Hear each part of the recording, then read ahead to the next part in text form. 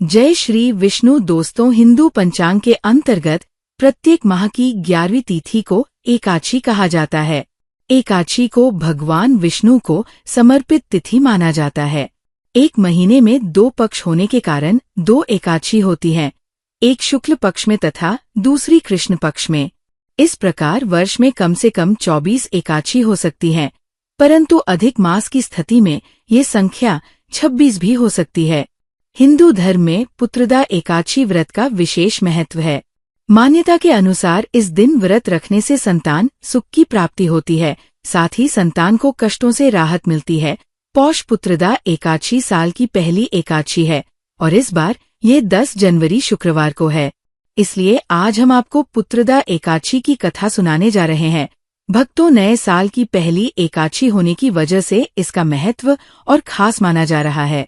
इस दिन संतान की दीर्घायु के लिए व्रत किया जाता है और भगवान विष्णु की विधि विधान से पूजा की जाती है।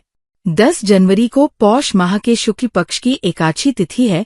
हिंदू धर्म के अनुसार इस माह की एकादशी का विशेष महत्व होता है और जिसे पुत्रदा एकादशी के नाम से जाना जाता है। धार्मिक मान्यता के अनुसार इस एकादशी पर भगवान विष्णु की विधि विधान से पूजा अर्चना करने से संतान संबंधी परेशानियों से मुक्ति मिलती है और हर एक इच्छा की पूर्ति होती है। ये साल की पहली एकादशी है। आइए जानते हैं पुत्रदा एकादशी का महत्व और तिथि। पुत्रदा एकादशी का व्रत भगवान विष्णु की आराधना के लिए रखा जाता है।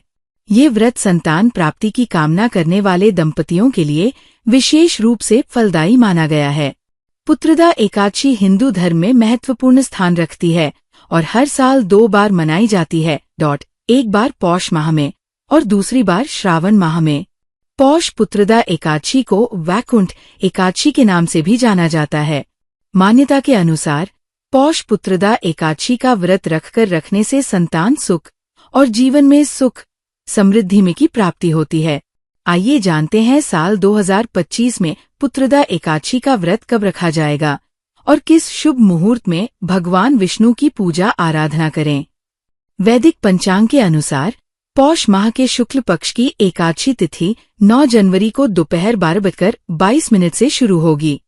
वहीं इस तिथि का समापन 10 जनवरी को रात 10:19 पर होगा। ऐसे में पुत्रदा एकादशी का व्रत 10 जनवरी को 2025 को ही रखा जाएगा। पुत्रदा एकादशी पूजा का शुभ मुहूर्त। पंचांग के अनुसार पुत्रदा एकादशी पर पूजा का शुभ मुहूर्त 10 जनवरी को सुबह 8:34 से सुबह 11:10 तक रहेगा। वही व्रत पारण का समय अगले दिन 11 जनवरी को सुबह 7:00 से 8:21 के बीच किया जा सकता है। पुत्रदा एकादशी की पूजा विधि। व्रती को एकादशी के दिन ब्रह्मा मुहूर्त में उठकर स्नान करना चाहिए और स्वच्छ वस्त्र धारण करना चाहिए। फिर भगवान विष्णु का ध्यान करते हुए व्रत का संकल्प लें। घर के मंदिर को साफ करें और भगवान विष्णु की प्रतिमा को गंगा जल से स्नान कराएं। भगवान को पीले वस्त्र पहनाएं और तुलसी, फल, फूल, पंचामृत और मिष्ठान अर्पित करें। विष्णु सहस्रनाम, भगवद गीता या अन्य धार्मिक ग्रंथों का पाठ करें। रात में जागरण करें और भजन कीर्तन करें। द्वादशी के दिन ब्राह्मण को भोजन कराकर और दान दक्षिणा देकर व्रत का पारण करें। पुत्रदा एकादशी का महत्व। मान्यता के अनुसार पुत्रदा एकादशी का व्रत उन दंपतियों के लिए विशेष महत्व रखता है जो संतान सुख की कामना करते हैं। इस व्रत को करने से पापों का नाश होता है और मोक्ष प्राप्ति का मार्ग प्रशस्त होता है। साथ ही परिवार में सुख शांति और समृद्धि बनी रहती है। पुत्रदा एकादशी के व्रत को श्रद्धा और भक्ति के साथ करने से भगवान विष्णु का आशीर्वाद प्राप्त होता है और जीवन में सकारात्मकता आती है। पौष पुत्रदा एकादशी का महत्व। धर्मराज युधिष्ठिर कहने लगे कि हे भगवान, आपने पौष कृष्ण एकादशी अर्थात सफला एकादशी का महात्म्य बताकर बड़ी कृपा की। अब आप कृपा करके मुझे पौष माह के शुक्ल पक्ष की एकादशी के विषय में भी बतलाइए। इस एकादशी का क्या नाम है तथा इसके व्रत का क्या विधान है? इसकी विधि क्या है? इसका व्रत करने से किस फल की प्राप्ति होती है और उसमें कौन से देवता का पूजन किया जाता है? कृपया ये सब विधान पूर्वक कहिए। भगवान श्री कृष्ण बोले, पौष माह के शुक्ल पक्ष में आने वाली इस एकादशी को पौष पुत्रदा एकादशी कहा जाता है। इसमें भी नारायण भगवान की पूजा की जाती है। विधि पूर्वक इस व्रत को करना चाहिए। इस चर और अचर संसार में पुत्रदा एकादशी के व्रत के समान दूसरा कोई व्रत नहीं है। इसके पुण्य से मनुष्य तपस्वी, विद्वान और लक्ष्मीवान होता है। इसकी मैं एक कथा कहता हूँ, सो तुम ध्यानपूर्वक सुनो। पौष पुत्रदा एकादशी व्रत कथा। भद्रावती नामक नगरी में सुकेतुमान नाम का एक राजा राज्य करता था। उसके कोई पुत्र नहीं था। उसकी स्त्री का नाम शैव्या था। वह निपुत्री होने के कारण सदैव चिंतित रहा करती थी। राजा के पितर भी रो रो कर पिन लिया करते थे और सोचा करते थे कि इसके बाद हमको कौन पिन देगा। राजा को भाई, बांधव, धन, हाथी, घोड़े, राज्य और मंत्री इन सब में से किसी से भी संतोष नहीं होता था। वो सदैव यही विचार करता था कि मेरे मरने के बाद मुझको कौन पिंडदान करेगा। बिना पुत्र के पितरों और देवताओं का ऋण मैं कैसे चुका सकूंगा। जिस घर में पुत्र न हो उस घर में सदैव अंधेरा ही रहता है। इसलिए पुत्र उत्पत्ति के लिए प्रयत्न करना चाहिए। जिस मनुष्य ने पुत्र का मुख देखा है वह धन्य है। उसको इस लोक में यश और परलोक में शांति मिलती है, अर्थात उनके दोनों लोक सुधर जाते हैं। पूर्व जन्म के कर्म से ही इस जन्म में पुत्र, धन आदि प्राप्त होते हैं। राजा इसी प्रकार रात दिन चिंता में लगा रहता था। एक समय तो राजा ने अपने शरीर को त्याग देने का निश्चय किया, परंतु आत्मघात को महान पाप समझकर उसने ऐसा नहीं किया।